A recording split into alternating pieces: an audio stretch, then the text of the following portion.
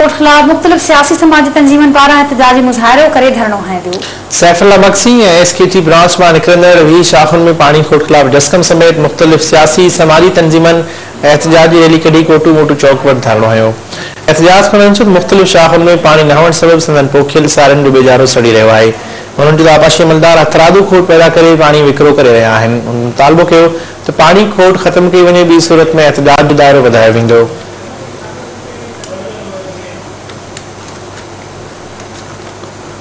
इंशिदाद कोट में पानी खोट खिलाफ मुख्तलिफ सियासी समाजी तंजीमन पारा एहतजाजी मुजाहिरो करे धरणो है। सैफुल्लाह मक्सी एसकेटी ब्रांच में निकलंदड़ वी शाखुन में पानी खोट खिलाफ डस्कम समेत मुख्तलिफ सियासी समाजी तंजीमन ने एहतजाजी रैली कढी कोटू मोटू चौक ते धरणो है। एहतजाज कंदड़न चयो त मुख्तलिफ शाखुन में पानी न हुअण सबब संदन पोखियल बेजारो सड़ी रहियो आहे। शहदाद कोट में पानी की खोट सबब सारायल फसल जो बेजारो सड़ी रहियो आहे। आबादगार ने मुजाहिरो कंदे मुतालबो कयो आहे त जल्द पानी फराहम करे फसल सड़न खां बचाया वञे। मस्ती शाख कुबो सिद्धन शाख शाबई शाख जेके शाखूं आहिनि जेको पतिया शाख वठी पानी ज़रो कोन्हे को हिन मुंद में जेको आहे फसल तमामु सुठा थींदा। ॿिज पोखियल हिन वक़्त में जो पानी ज़रो बि कोन्हे को जंहिं महिल माण्हू ॿिज पाण साह न करे सघिया आहिनि। जेकॾहिं पानी न आहे ज़मीन सां बंजर बणिजी वेंदी, तबाह बर्बाद थी वेंदी। हिन वक़्तु माण्हू जेको आहे ॿिज पोखे जेके हज़ारे रुपया ख़र्च करे ॿिज जेको आहे वरिता अथऊं उहे ॿिज सुकनि था। हिन महिल माण्हुनि जो माना जीआपे जो मसइलो थी वियो आहे। माण्हू जेको आहे तमामु घणा माण्हू परेशान आहिनि। ख़ासि तौर ते उहो हारी जेको रोज़ जेको आहे 6 महीने फसल करे जेको रोज़ जी पंहिंजो गुज़र सफ़र करे तो तमामु घणो परेशान आहे। कुबे सिद्ध खान में इलाही जेको आहे पानी जो खोट आहे, पीअण जो भी पानी जो खोट आहे। सैफुल्लाह जेको केनाल जेको ब्रांच निकिरे थो उन मां जेको आहे गैर कानूनी पाइपनि जे ज़रिए पानी जेको आहे चोरी थिए थो। उते जेको आहे पानी अॻ में ई कोन्हे।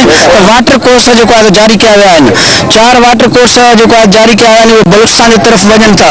पानी चोरी थिए थो ऐं जेको आहे डोरी शाख जे पुछड़ीअ में पीअण जो पाणीअ जी खोट आहे तमामु शदीद।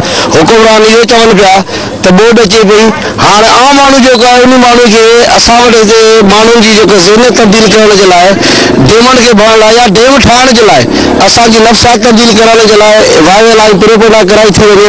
आम माण्हू वीचारो इन शइ में बि आहे त भला पाणी कोन्हे उहो त कोन थो उहो बि पुछे थो, उन लाइ बि इख़्तियार करे थो, पर इहो चए थो त भला बोर्ड ईंदी।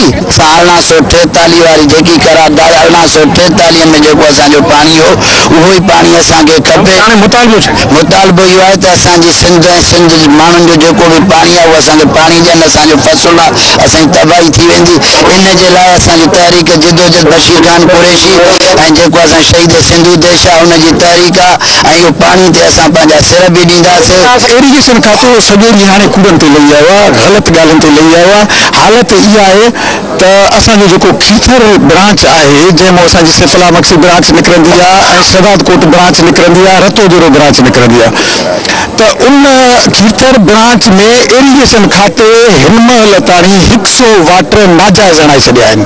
100 वाटर अॼु फरियाल खां घुर थो कयां, मीर नादर खान मक्सी खां घुर थो कयां त फौरन हिन मसइले ते तवजो ॾियनि। हे मसइलो असांजी ज़िंदगी मौत जो मसइलो आहे, पूरी सिंध जो मसइलो आहे, सिंधी अवाम जो मसइलो आहे, आबादगार हारी जो मसइलो आहे त असांखे पाणी ॾिनो वञे ताकि जुलाई जो महीनो गुज़रंदो थो वञे, मौसम वञे पई, असां ॿाकारींदा था वठूं। असांजो अॼु जेको एहतजाज आहे सब डिवीज़न शहदाद कोट जे शाखुनि में पाणीअ जी हथरादू खोट जंहिंमें टावरी शाख आहे, सहारो आहे, मस्तोई आहे, कुब्बो शाहबेग डोरी लुंडी और पतूजा और भुट्टा शाख गंदा खां लेफ्ट गंदा खां राइट और ॿियूं जेके शाखूं उन्हनि में पाणीअ जी हथरादू खोट आहे। तेल गैस कोयलो पानी हर शइ वहां खे आहे। छा असां सिंधियुनि माण्हुनि खे कहिड़ो ॾोह कयो? असांजा पंहिंजा अलाह जा ॾिनल खज़ाना उहे बि धारिया खाइनि। असांखे पंहिंजा हक़ वठणा आहिनि ऐं वठंदासीं। केतिरी पाणी जी खोट आहे? पाणी असुल आहे ई कोन। झंडा हणी हणी मां ख़तमु थी विया आहियूं। मां पोड़ो मुड़ुस आहियां, सॼो ॾींहुं झंडो हणंदो तॾहिं मुंहिंजो ॿिज भरबो आहे। हाणे छा मुतालबा तुंहिंजो? असांखे बाबा पाणी खपे। असांजो ज़राई मुल्क आहे, असांजी धरती सुकी पई आहे। असां पंहिंजी धरती खे ज़िंदा रहणु चाहियूं था।